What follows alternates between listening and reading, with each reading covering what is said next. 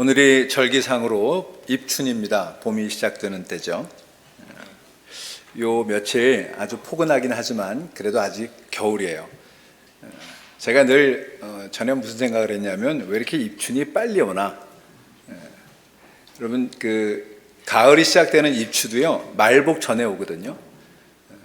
그게 늘 궁금했어요.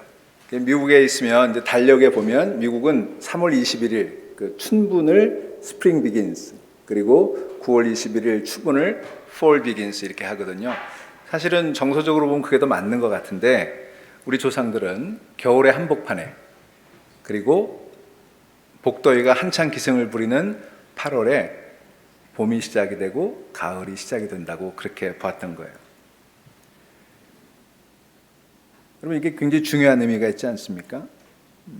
우리 인생도 그렇지 않을까요? 시련과 어려움이 다 지나면 평안이 오고 복이 오는 게 아니라 시련과 고난의 한복판에서 이미 우리는 평안을 경험하고 시작하는 거예요. 절기적으로 입춘이 되었다고 하지만 출래불사춘이라는 유명한 말처럼 우리 삶의 봄은 아직 멀기만 합니다. 정치, 경제, 남북관계, 국제정세 어느 것 하나 얼어붙지 않은 것이 없습니다. 우크라이나 러시아 전쟁은 2년을 넘기고 있고요. 팔레스타인 이스라엘 전쟁은 중동 전쟁으로 확산될 기미를 보이고 있습니다. 꽁꽁 얼어붙은 남북관계는 악화일로를 걷는 가운데 북한은 얼마 전에 남북한을 적대적 두 국가 관계라고 언급하면서 더는 남한과 통일정책을 추진하지 않겠다라고 밝혔습니다. 남한은 북한과의 대화는 단절한 채 한미일 동맹체제를 강화하면서 북한을 자극하고 조-중-러 조약을 더 강화하는 쪽으로, 그래서 이 극동 지역이 또 긴장이 고조되는 그런 상황으로 흘러가고 있습니다. 제가 살고 있는 미국에서는 차별과 증오를 남발하는 트럼프가 다시 공화당 대통령 후보가 될 것 같고요. 그런 트럼프에게 여론조사에서 한참 밀리는 바이든이 민주당의 후보가 될 것 같습니다. 참 한심스럽기 짝이 없습니다. 한국 정치는 말해 뭐 하겠습니까? 오늘 권사님 기도하시는데 가슴이 울컥했어요. 이게 한국의 현실이구나. 짧은 기도 속에 오늘 이 나라의 형편을 다 담아낸 것 같아서 마음이 아팠습니다. 오는 봄에 총선이 치러진다는데 정말 봄이 올지 아니면 혹독한 겨울을 더 견뎌야 할지 알 수 없는 지경입니다. 이처럼 들려오는 소식은 안팎으로 소란하고 불안한 것들 뿐이지만 여러분 한번 돌이켜보세요. 언제 우리가 평안했던 적이 있었나요? 언제 안락한 상태로 살았던 적이 있었나요? 여러분, 세상은요 한시도 편안하지 않지만 믿음의 사람은 그 속에서도 한순간도 평안을 누리지 않는 때가 없는 것, 그게 믿음의 사람이에요. 여러분, 그런 평안을 누리는 우리 모두가 될 수 있기를 간절히 소망합니다. 이런 상황에서 우리는 또 설을 눈앞에 두고 있습니다. 명절을 맞으면 많은 이들이 고향을 찾아가죠. 고향이 뭡니까? 김준태 시인의 말처럼 넘어지고 자빠져도 풀과 흙이 편안하게 받아주는 곳, 그곳이 고향 아닐까요? 하지만 세상에는 고향을 떠나 떠도는 난민들, 삶의 터전에서 내몰린 사람들이 늘어가고만 있습니다. 어디에서도 환대받지 못한다는 것, 그리고 뿌리 뽑혀 산다는 것, 그것처럼 쓸쓸한 게 또 있을까요? 언제라도 찾아가 지친 어깨를 잠시 기댄 채 쉴 수 있는 장소, 혹은 그런 사람이 있다면 세상은 여전히 살만할 거예요. 저는 교회가 그런 곳이 되어야 한다고 믿습니다. 교회는 고향 같은 곳이어야 합니다. 넘어지고 자빠져도 흙과 풀이 포근하게 안아주는 곳, 세상에서 이리 휘둘리고 저리 휘둘렸어도 주일만이라도 평안을 누릴 수 있는 곳, 그 어떤 눈치도 보지 않고 내 모습 그대로 받아줄 수 있는 곳, 그것이 교회여야 하지 않을까요? 여러분, 오늘 이 교회에서 그런 고향을 느낄 수 있기를 간절히 축원합니다. 제 설교를 듣다가 너무 편안해서 자빠져 주무셔도 좋을 것 같습니다. 오늘 저는 교회력에 따라서 마가복음 1장을 읽었습니다. 여기 보면 마가복음에 기록된 최초의 기적 사건이 나와요. 여러분, 마가복음에 모두 몇 개의 치유 기적 사건이 나오는지 아세요? 9개가 나옵니다. 베드로의 장모, 여기 시몬이라고 표현되어 있습니다만 베드로의 장모를 고친 게 첫 번째고요. 그리고 이어지는 40절부터 45절에 보면 문둥병자를 고친 이야기가 나와요. 그리고 2장 1절부터 12절에는 중풍병자를 고친 기적, 그리고 3장에 보면 회당에서 안식일에 손 마른 자를 고친 이야기가 이어지죠. 그리고 5장에 가면 12해 동안 혈루증을 앓았던 여인, 그리고 그 회당장 야이로의 딸을 살리신 이야기가 2번 기록이 되어 있습니다. 그리고 7장에 가면 귀먹고 말 더듬는 자를 에바다라고 하는 말로 고치신 사건 이야기가 나오죠. 8장에는 벳세다의 소경을 고치셨고요. 그리고 마지막으로 9번째 10장에 가보면 소경거지 바디메오를 고친 이야기, 이렇게 9가지 치유 기적 이야기가 나와요. 물론 그 귀신을 쫓아낸 이야기는 따로 계산한 겁니다. 근데 이 9번의 치유 기적 이야기 가운데 3명이 여자예요.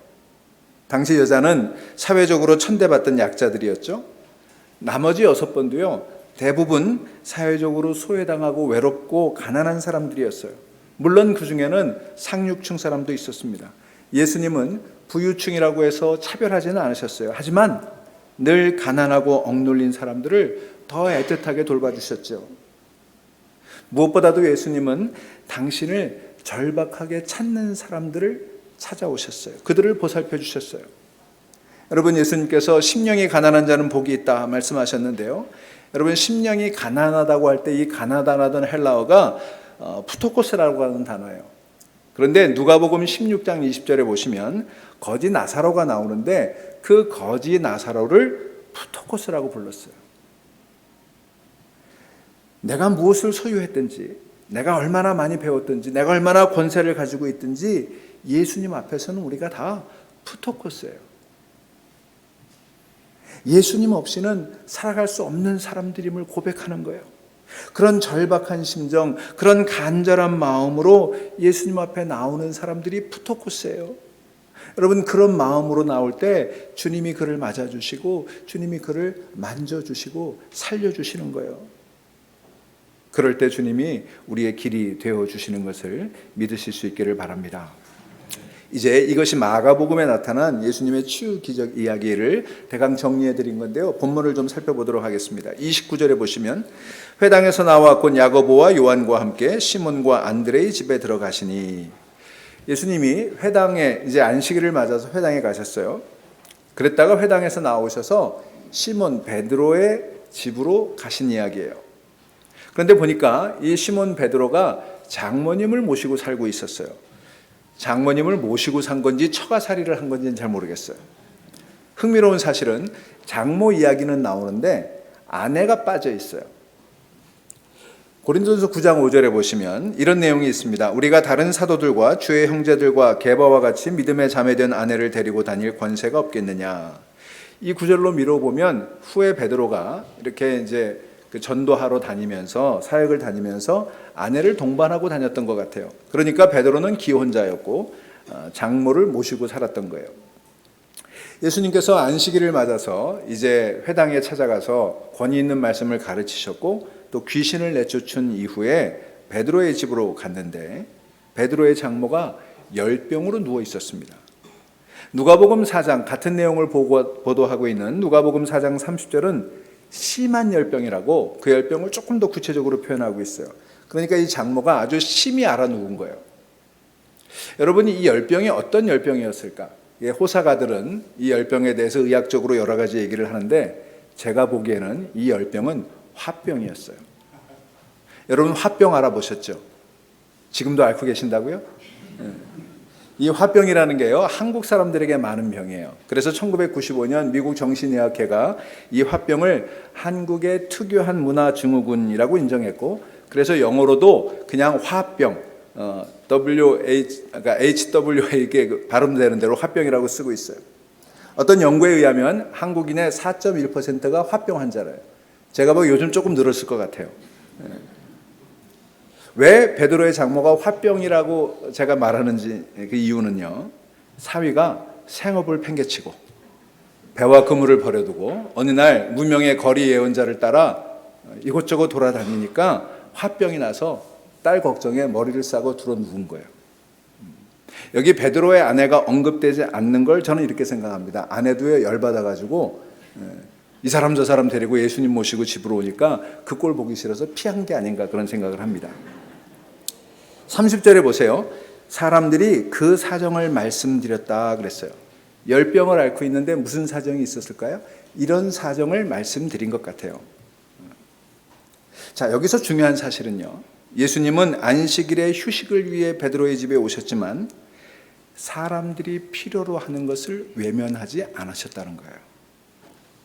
예수님께서는 회당처럼 많은 사람들이 모이는 공식 장소에서도 귀신을 내쫓으셨고 베드로의 집같이 아주 사적인 공간에서도 아주 제한적인 사람들이 모인 소수의 사람들이 모인 곳에서도 기적을 행하셨어요.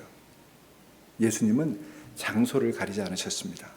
사람이 많고 적고 상관없이 필요가 있는 곳에, 당신을 필요로 하는 곳에 가난한 마음으로 푸토코스의 심정으로 주님께 손을 내미는 사람들의 필요를 채워주신 분이 바로 우리 예수님이시죠. 예수님은 한 번도 인기를 위해서 기적을 행하신 적이 없었습니다. 회당에서도 가정에서도 한결같으셨어요. 예수님은 당신 자신을 위해서는 40일을 굶고도 빵 한 조각 만들지 않으셨지만 배고픈 무리를 위해서는 오병이어의 기적을 기꺼이 행하셨어요. 그리고 마침내는 우리를 위해 당신의 몸을 빵으로 내어주셨죠. 마가복음 7장 33절을 한번 보실까요? 예수께서 그 사람을 따로 데리고 무리를 떠나사 손가락으로 그의 양귀에 넣고 침을 뱉어 그의 혀에 손을 대시며 하늘을 우러러 탄식하시며 그에게 이르시되 에바다 하시니 이는 열리라는 뜻이라. 예수님께서 여기서 귀먹고 어눌한 자를 고치실 때 무리를 떠나셨어요. 이것은 예수님이 사람들의 인기, 사람들의 주목받고 싶은 그런 분이 아니었다는 거예요. 그냥 그 아픈 사람을 고쳐주는 것이 그분의 목적이었다는 거예요. 마가복음 8장에도요. 벳세다에 이르러 사람들이 맹인한 사람을 데리고 예수께 나와 손대시기를 구하거늘 예수께서 맹인의 손을 붙잡으시고 마을 밖으로 데리고 나가사 이렇게 표현했습니다. 소경을 고쳐달라는 마을 사람들의 요청을 받고는 그 소경을 데리고 마을 밖으로 나가는 거예요. 저 같으면 사람들 앞에서 고쳤을 것 같아요. 당신의 능력을 과시했을 것 같아요. 근데 예수님은 그런 거에 관심이 없었어요. 예수님은요, 병을 고칠 때마다 그때그때 달라요. 천편일률적으로 하지 않았습니다. 그 얘기는 무슨 얘기냐 하면은 예수님은 그 사람을 하나의 인격으로 보시고 그때그때 필요한 대로 해주셨다는 거예요. 우리가 의사들이 환자를 볼 때 케이스로 보는 게 아니라 그 환자로 볼 때 정말 마음이 가지 않습니까? 그러니까 예수님은 누구를 대하든 항상 인격적으로 대하셨어요. 단지 병을 고치는 게 중요한 게 아니라 인격적인 만남이 더 중요했던 거예요. 이처럼 예수님은 큰 일이나 작은 일이나 구별하지 않고 우리의 필요를 채워주시고 주시는 섬세하고 긍휼이 넘치는 분임을 우리는 이 성경을 통해서 알 수가 있습니다. 오늘 본문 바로 앞에 보시면요, 예수님께서 회당에서 귀신을 내쫓으셨어요. 그때 잠잠하고 그 사람에게서 나오라 이렇게 꾸짖으셨죠. 여러분 요즘도 그렇습니다만 무당이 귀신을 쫓을 때 어떻게 하는 줄 아세요? 부적을 붙이고 구슬하고 요란하게 주술 행위를 하지 않습니까? 그런데 예수님은 그렇게 하지 않으셨어요. 그냥 말씀 한마디로 귀신을 내쫓으셨어요. 그래서 당시 회당에 있던 사람들이 놀란 거예요. 그 예수님이 이번에는 베드로의 장모를 고치십니다. 후대 유대교 문서들에 보면 열병을 고치는 사례들을 기록해 놓고 있는 대목이 있는데 며칠 동안 말하자면 우리 식으로 치면은 구술하는 그런 사례들이 나와 있고요. 출애굽기의 말씀을 인용하기도 하고 나무를 흔들기도 하고 여러 가지 주술적인 행동을 했다 이렇게 기록이 되어 있어요. 그런데 예수님께서 오늘 시몬 베드로의 장모를 고치신 이야기를 보면 매우 간결해요. 그냥 그의 손을 잡아 일으키셨다. 31절 보세요. 예수께서 그 여자에게 다가가셔서 그 손을 잡아 일으키시니 열병이 떠나고. 저는 오늘 우리 주님께서 여러분 모두의 손을 잡아주시기를 간절히 축원합니다. 실은 예수님께서 이 베드로의 장모의 손을 붙잡았다는 건 예사로 넘길 일이 아니에요. 이건 당시의 율법의 관행을 뛰어넘는 파격적인 행동이었어요. 만져서는 안 되는 거예요. 병을 앓고 있는 여인은 부정한 사람이에요. 안식일이에요. 그런데 예수님은 그런 금기를 넘어섰어요. 그랬더니 어떻게 됐습니까? 본문에 보면 그 여자는 그들의 시중을 들었다 이렇게 돼 있어요. 여러분, 이게 짧지만 매우 중요한 말씀이에요. 이걸 주목해서 봐야 되는데요. 이건 단지 병들어 누워있던 장모가 일어난 행위, 그리고 일어나서 수종을 든 행위, 단순히 동작을 설명하는 게 아니에요. 여기 수종을 들었다라고 번역이 되어 있는데 이 단어의 시제가, 헬라어는 시제가 되게 복잡하거든요. 임퍼펙트 시제로 되어 있어요. 미완료 시제라고 하죠.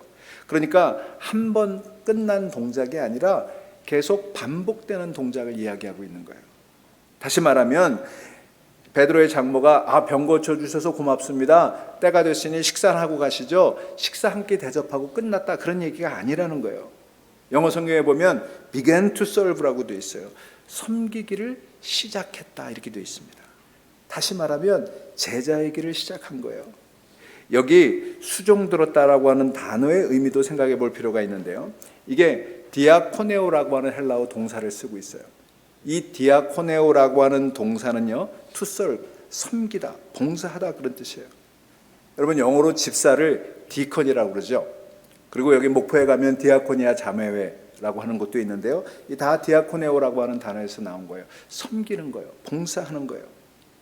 그러니까 무기력하게 열병으로 누워있던 베드로의 장모가, 아니 오히려 화가 나서 예수를 따라다니는 사위 때문에 열받아서 머리를 싸매고 누워있던 이 베드로의 장모가 그 자리를 털고 일어나서 예수님과 그 일행을 섬기기 시작한 거예요. 따라다니기 시작한 거예요. 그 사역에 동참하기 시작한 거예요. 여러분, 이 디아코네오라고 하는 단어가 어디 나오냐면요, 1장 13절에 보세요. 광야에서 40일을 계시면서 사탄에게 시험을 받으시며 들짐승과 함께 계시니 천사들이 수종들더라. 여기 수종든다라고 하는 단어가 같은 단어예요. 여러분, 예수님으로 말미암아 치유되고 회복된 사람들의 증거가 뭘까요? 그건 바로 수종드는 일이에요. 서브하는 거예요. 섬기는 일이에요. 그래서 우리는 섬기기 위해서 구원받은 거예요.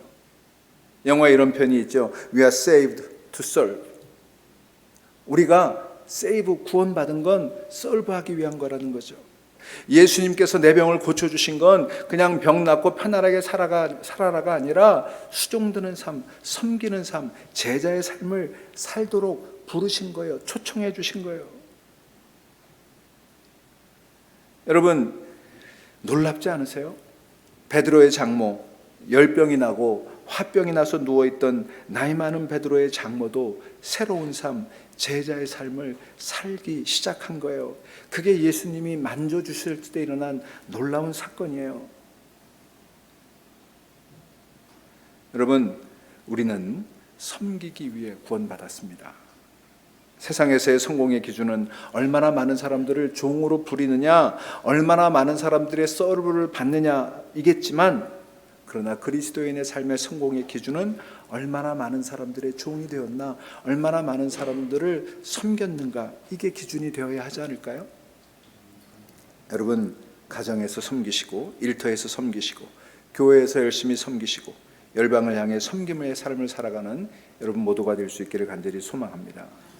예수님은 이처럼 무기력하게 누워있는 사람들을 일어나게 하시고 섬김의 삶을 살도록 회복시켜 주시는 분이에요. 오늘 이분이 여러분을 찾아와 주실 줄로 믿습니다. 오늘 설교 제목이 만지면 살아난다예요. 여러분, 주님이 만지면 무기력한 것이 힘을 얻습니다. 넘어진 것들이 일어나게 됩니다. 죽은 것들이 살아나게 되는 거예요. 만지면 안 되는 것들이 가득했던 금기의 사회, 차별과 배제가 팽배했던 세상에서 예수님은 금기를 깨트리고 선을 넘었어요. 만지면 안 되는 것들을 만져주셨습니다. 다가가서는 안 되는 사람들을 향해 선을 넘어 다가가셨어요. 문둥병자의 환부를 만지셨어요. 눈먼 이의 눈에 침을 바르고 진흙을 개서 발라주셨어요. 여러분, 만지면 살아납니다. 구미정 교수라는 분의 글에 이런 글이 있어요. 그 어머님이 텃밭을 가꾸시고 계셨는데 며칠 외출하고 돌아오니까 그 텃밭에 있던 그 작물들이 다 시들시들 말라버린 거예요. 그 외출해서 돌아온 어머니가 황급하게 옷을 갈아입고 텃밭으로 달려가더니 땡볕에 쪼그리고 몇 시간을 앉아서 땀을 흘리면서 그 작물들을 만져주더라는 거예요. 돌보더라는 거예요. 그리고 한참 후에 허리를 편 어머니가 그제서야 빙그레 웃으시면서 이렇게 중얼거리셨답니다. 참 신기하지? 만지면 살아난다니까. 참 신기하지? 만지면 살아난다니까. 어디 작물들 뿐이겠습니까? 이 세상도 주님이 만져주실 때 살아날 것입니다. 여러분이 만져줄 때 살아날 거예요. 낙심한 이들, 드러누워 있는 이들, 삶의 터전을 뺏긴 이들, 주저앉아 있는 이들 만져주면 살아나는 것을 믿으시기 바랍니다. 우리는 비약적 기술 발전이 이루어진 하이테크 시대를 살고 있지만 정말 이 시대에 필요한 건 하이테크가 아니라 하이터치가 아닐까요? 만져주는 것이 필요한 거 아닐까요? 대면의 반대말이 비대면이 아니라 외면이라고 하더군요. 외면하고 차별하고 금기시하고 배척하는 이 외면의 시대, 서로 부대끼며 살아가지 못하고 자꾸만 소외되는 이 시대에 우리 주님의 손길이 여러분과 고향 잃고 삶의 터전을 잃은 이들과 화병과 열병으로 드러누워 있는 이 시대에 소외된 이들을 만져주시기를 간절히 소망합니다.